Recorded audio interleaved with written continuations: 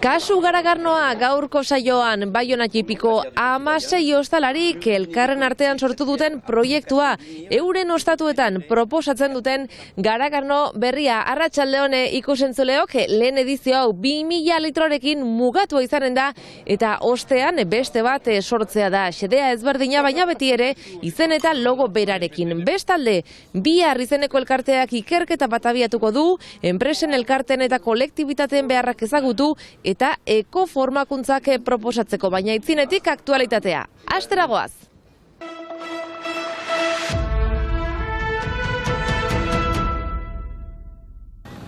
Biarritzeko aireportuak udauntako helmuga berriak aurkeztu ditu. Denera 22 hirirekin du lotura Biarritzeko aireportuak, horietatik 4 izanen dira berriak 2023ko udauntan. Ajaccio Air France konpainiarekin, Pariseko Charles de Gaulle aeroportuarekin 4. frekuentzia Air Franceekin baita ere, Lufthansa konpainiarekin Frankfurtera eta Flyswissekin Zurichera. Azken hau ekainaren 23tik irailaren 8ra astean bitan, astearte eta ostiraletan.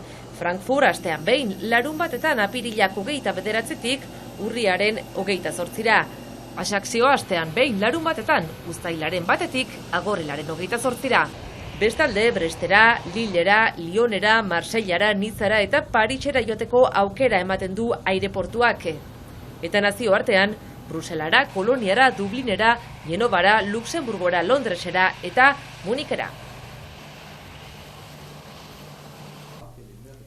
Trantsizio energetikorako idazkaritza martxan jarri du Euskal Hirigune elkargoak. Energia, biodibertsitatea eta ekonomia zirkularrean besteak beste eramanen diren neurriak koordinatuko ditu. 2050 urterako klima planerako hartu diren engaiamenduen bidean eginen du lan. Zehazki, berotegi efektuko gasen emisioak 156 jaitsi, Ipar Euskal Herrian energia kontsumoa 159 jaitsi eta behar energetiko guztiak energia berriztagarriekin bete. Ildo horretan, transformazioa egiteko bidean lan eginen du beraz, idazkaritza berriak larrialdia da gainera aipatu dute eta ondorioz fiteago lan egitea ahalbidetuko duela azpimarratu dute.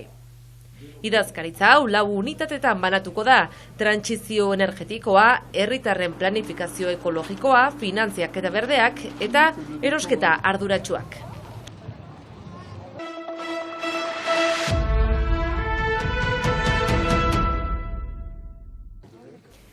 Kasu izeneko garagarno berria Baiona txipian. Zehazki, auzoko ostalariek sortutako proiektua da, bertako 16 ostatutan banatuko dena. Lehenik eta behin proiektu kolektiboa da, eta helburua zen gure auzoa pixkat batzeko proiektu baten inguruan. Lehen edizioan 16 ostatuetan banatuko dela garagardo hau. Elkarren arteko proiektu hau Angeluko La Superbe garagarnotegian ekoitzita. Afitxa ere sortu dute garagarnoak daraman logoarekin batera. Etorri dira nire ikustera, zenta Baiona tipian behiniz, eta egiteko tokiko lan bat eta proiektu bat. Gira leku bat biziki non pasatzen diren gauza haunitz, eta normal atxemaiten ginuen ere olako proiektuetan batean sartzea. Baiona txepiko ostalariak elkarren artean egiten dute lan auzoa dinamizatzeko, baina lehen aldia da horrelako proiektu amankomun bat sortzen dutena. Lehen edizio hau 2000 litrorekin mugatua izanen da, eta ostean beste bat sortzea da, xedea beti ere izen eta logo berarekin. Beraz gure lagunak La Superbekoak sinestu dute gure proiektuari, eta beraz haiekin egin du lehen edizio hori, Pale Ale motako garardo bat sortuz, eta geroan, helburua litzateke beste motako garardo bat sortzen, edo zein eskualigiko hornitzaile edo olako brasserie artisanal delakoa bat egitea, ikusiko geroak zemango duen. Edizio mugatuarekin batera afitxak ere mugatuak dira proiektuuntako ostatuak identifikatu eta apaintzeko gizan. Horregatik, izenpetuak dira eta badute zenbaki bat, eta 23 gainean, hori da 3. eta ezin dira gehiago izanen. Piskat komunikazioaren zat, baina nik ikusten dut ere hori artistikoki dela marrazki bat bezala ezartzen alduzuna moju baten gainean ederreiteko. Baiona tipiko proiektu kolektibo hau, auzoa bateratu eta federatzeko asmoz jaio berri dena.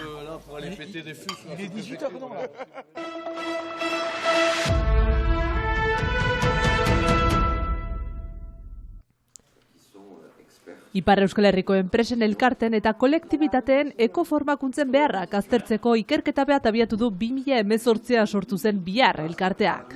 Biharren xedea da lujaldean ditugun kompetentziak zabaltzea eta beziki hemen lujalde hortan diren enpresa, elkarte eta kolektibitateei praktika egokiak nahi ditu zabaldu eta beziki ekoformakuntza arlokoak.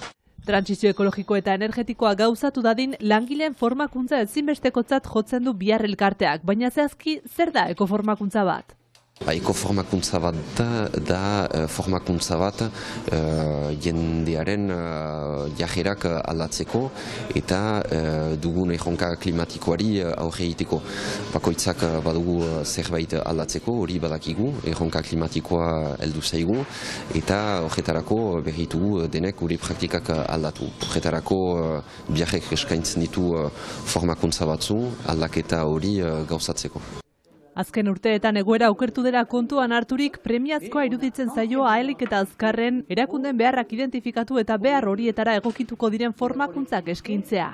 Prezeski alde batetik aldaketa klimatikoak hartzen du bilakaera bat biziki kezkagarria dena, hori alde batetik, eta bestalde Bihar elkarteak guai aski sendo delako zabaltzeko olako inkesta bat, prest gira, Ipar Euskal Herriko enpresa, elkarte eta kolektibitate guziei helarazteko galdezketa hau. Formakuntza horiek proposatzeko lurraldearen aberastasuna baliatu nahiko luke Biharrek. Bere xedea erakundeetako eta lurraldeko gaitasunen arteko lotura egitea baita. Lujalde gisa enfrentatu behar dugun erronka global hori, behaz Ipar Euskal Herri mailan behar dugu antolatu, elkarte, tokiko iniziatiba, baita kolektibitate, diren instituzio ezberdinak, hor batu behar gira hori aurrera eramaiteko. Erakundek Biharren webgunaren bidez erantzuten ahalko dute ikerketari, eta emaitzak martxoan argitaratuko dituzte. Ganbera musikako kontzertua Iparraldeko Orkestrako Kobre boskotearen eskutik. Musika bidaia bat Pirinioen bi aldeetan izenburupean. Martxoaren 3an eskainiko dute emanaldia Errenterian, Mugerren 10ean eta Ortzaizen 17an. Ikusentzuleok, musikarekin agurtuko dugu gaurko saioa. Bihar arte!